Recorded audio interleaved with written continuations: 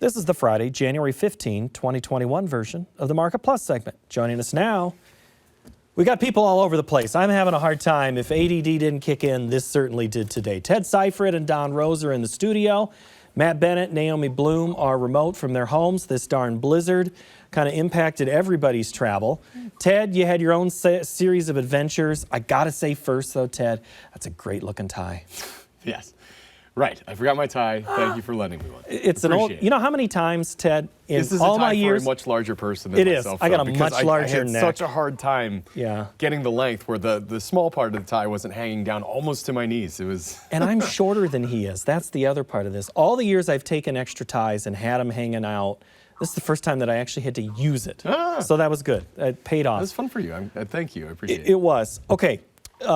Don and Ted, Naomi and Matt got to answer a question that came in. Chad and Grimes, and this is the one that I know is, as Don would say, the most helpful to people. And it's Chad's question was, the adage is the cure for high prices is high prices. What is your favorite 2 or 3 factors that you watch which may signal a fundamental shift to the downside? What do you see, Don? Well, you know, the number one thing you have to watch is the structure of the market. You know, the rationing and some of these things, the export sales is, you know, kind of a look back. But what you look at, the futures market dials it in. So you watch the spreads, bull spreads, you know, in bull markets. So the front months when they start to relax back, particularly when you look out to the next year, the 21 November versus 22, that'll give you a better look. So the other thing that you pay very close attention to is the calls. If the call volume is going down and the price that should be going up on volatility doesn't, and the put volume goes up. So I would watch those 2 things. Volatility was something you talked about in the discussion we had. Ted, do you have different factors that you watch? I like a lot of the things that Don's saying. And you know, a lot of times high volatility can be indicative of topping formation. So, I mean, that's interesting. From a fundamental perspective, I'm not sure fundamentals really matter. This is a climate where the speculative market's kind of taken hold of a bullish story, or what they have been told is a bullish story, in a really good-looking chart. We can keep, if they can keep pushing that higher, regardless of whether the fundamentals really change. Now, that being said, the fundamentals will change, and as we talked about in the regular program, escalator up, elevator down. When it does, we're going to wipe out 2 or 3 months of gains in probably less than 2 weeks. So we have to be very cognizant of that. Now, from a fundamental standpoint, the things that I will be looking for soybeans, obviously export sales is the big one, right? If global end users are willing to step up and continue to pay at these higher prices, that means we haven't done enough to ration demand. And this is the real story, is soybeans, because we are in a price rationing situation. That rarely happens in these markets, so it is going to be the leader of the grain complex as a whole.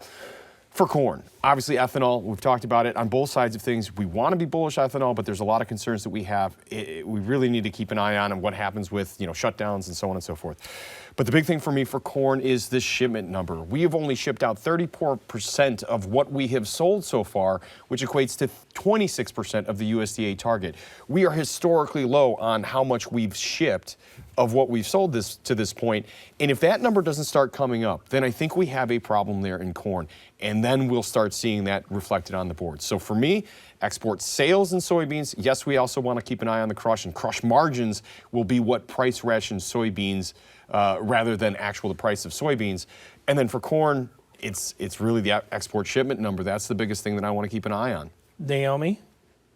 Well, one thing to keep in mind is that our export market has been busy getting those soybeans out of this country. Those shipments have been hot and heavy for beans. And so that, I think, is the reason why the corn exports leaving this country have been behind, because all of those big cargo ships and ocean growing vessels are full of soybeans. So now what you're going to see is a natural progression where export sales start to simmer down, because seasonally, as soon as that South American harvest gets underway, usually our export market dries up. So maybe we have good exports for the next week or 3 weeks, and then naturally it's going to simmer down. And then I think that is when the corn exports are going to move out of this country. And the other thing with corn exports is that the USDA had, prior to this report, the exports at a record amount on paper. So they toned it down a little bit. And I think part of it was that it needed to happen, to some of Ted's point. But the other part is that you're going to see the wheat exports start to really go hot and heavy out of this country. Everything that China grows for corn, they use. Everything that China grows for wheat, they use. And so they need to be importing wheat for feed. They're going to be buying sorghum. They're going to be buying corn. So I'm still optimistic for the export market for the United States. All right, Matt, you're going to start our energy discussion here now. We've kind of danced around it, but Gary in Fransville, Wisconsin asked us on Twitter here in the last couple of days. He says, are these high prices the end of ethanol? Yeah, I know that it's the end of ethanol. Whenever you look at what Secretary Vilsack did with President Obama, there's no doubt that he was viewed as being very friendly towards biofuels. And I think that there's a lot of folks that look at that as a good factor, moving forward, is that, that they're going to try to do whatever they can. Maybe you're not going to get near as many waivers as what you had over the last 4 years. I know there's been a lot of frustration about that, and people are assuming that that's not going to happen moving forward. I don't know that this is the end of the industry, but I will say this. There's no doubt that over the last several years, we've seen that this is a very mature industry. And I don't know that it's one that's going to have a whole lot of growth by any stretch of the imagination. I just don't think it's going to go away quite yet until you get electric vehicles. And if you get electric vehicles in mass quantity, I think you're still going to have a heck of a lot of dependence upon, renewable fuels, just things that are friendly to the environment, which ethanol obviously is. Ted, you always have an opinion on ethanol and energy, but you said something before we started rolling that just popped in what Matt just said, and you talked about the Tesla stock. I mean, if you're looking for an indication of a consumer, they're buying Tesla because they think it's going to perform, or do they really think electric cars are going to be here in the next year or two? And how that impacts ethanol. Honestly, didn't know we were energy. going to be analyzing Tesla stocks on the show. Okay, I like the question. I honestly think that a vast majority of people that are buying Tesla aren't buying the car. They're buying a piece of Elon Musk, a piece of, hey, this guy's going to space. He's an innovator. He's one of the bigger innovators of our time, inventors of our time. And I think getting exposure to that is really why a lot of people buy Tesla stock. I just purchased a new vehicle, and a Tesla was on the list of things to test drive. I did.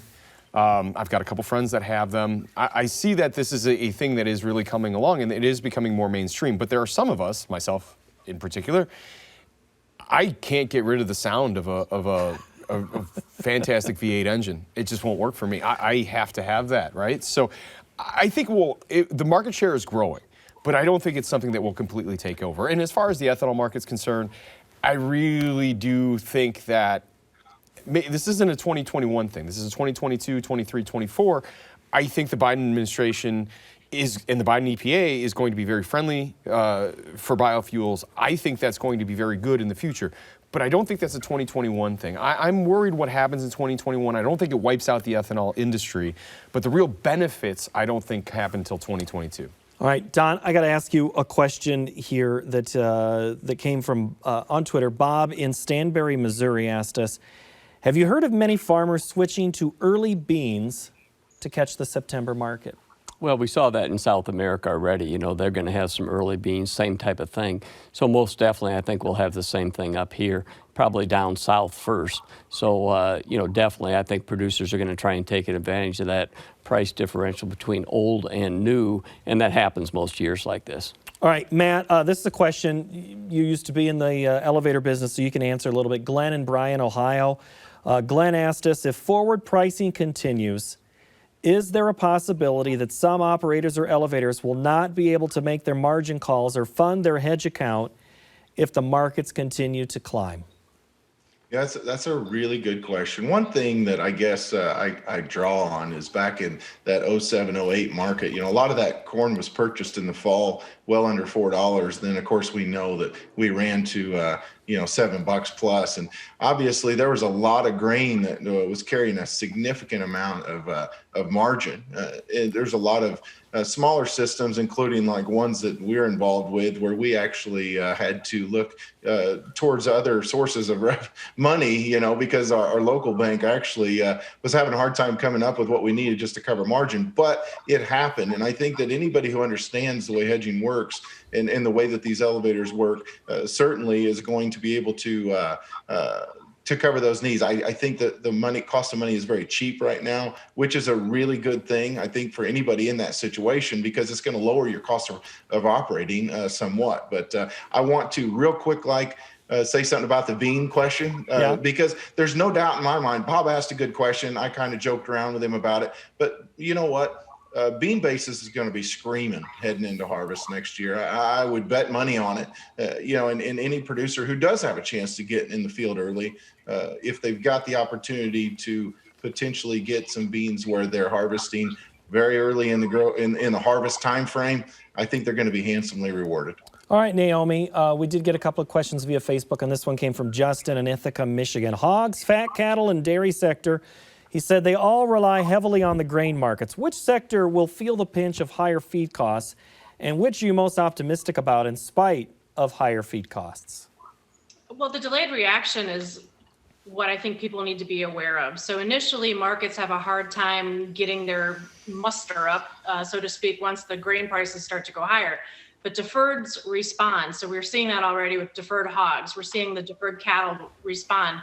And as far as the milk markets go, that right now is a different beast. So the milk has record production. So you really need to understand that United States, we have record production of milk. And if it weren't for the farm to family food program, milk prices, quite frankly, would be on the toilet. But thankfully, the USDA has continued to put that program forward into 2021. And that's been wonderfully supportive of all the dairy markets. And that's what made milk go from $15 up to $20 with just in a matter of 2 weeks' time. So as long as that program continues, you're going to see the milk market supported right now for the short term. And that's a bigger factor than the feed for right now for milk. So we'll see what the new administration does with that farm to family food program, if they can continue it. But again, the theme for the dairy market is huge production. Exports are doing well, and the demand is because of that farm to family food program. All right, since I've gone over 12 minutes, I have to contractually say, Tiffany, I'm sorry. And I'm going to now let everybody answer one word. Which market in 2021 has the most profitability ahead? You can pick any market you want, any commodity or livestock. Don Roose, in 2021, which one has the biggest profitability? Well, for the input cost that you have, I would pick soybeans. All right, Matt Bennett, what would you pick? For the same reason, the same answer. Okay, Naomi, anything different? I like Minneapolis wheat. I think that market is going to start to shoot higher because it's going to lose acres. Ted shook his head no on that. I thought Naomi was going to say cheese. But okay, no, What's yours? new crop soybeans. There you go. All right, Ted Seifried, Don Roose, Matt Bennett, Naomi Blohm, you four, thank you so much. These are always a great insight, and I appreciate all of your knowledge that you give to all of us. Thank you so very much for your time. Thank you. All right, that'll do it for Market Plus. Next week, we'll look at the acreage battle from the cotton perspective. And Chris Robinson will be here to break down the commodity markets. I'm Paul Yeager. Thank you so very much for watching, listening, or reading. Have yourselves a great week.